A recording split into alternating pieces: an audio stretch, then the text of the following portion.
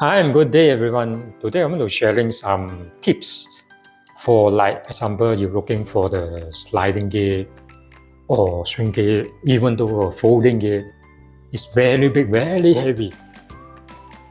Some people thought, oh, my sliding gate is very heavy, so I need to put double wheel. Some I can see before got 4 wheel in front, and then the back there also 4 wheel. Wow, total got 8 wheel. Actually, it's not like this. You see our car only got 4 wheel, more enough. Because the car is quite heavy, my engine is really heavy. We put the car, we turn to the neutral. One person, he can push the gate, push the car. It's same theory. For sliding, it's not say, oh wow, your gate really heavy, then you have to put extra roller. You put extra roller, the tire is more harder to push the gate because the motor need double energy to turn the roller.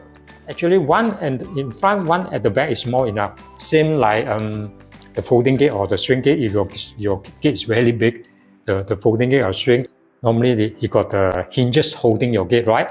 Yeah, a lot of people also thought, wow, the hinges are this one too heavy. I think I put double hinges, double bearing on the top.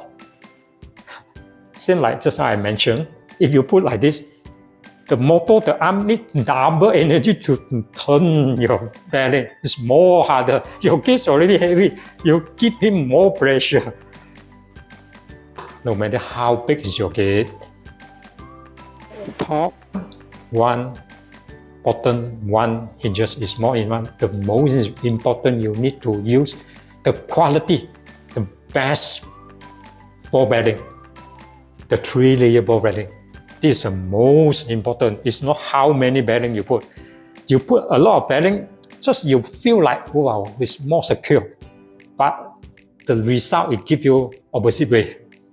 So hope this video can help you all. Bye bye.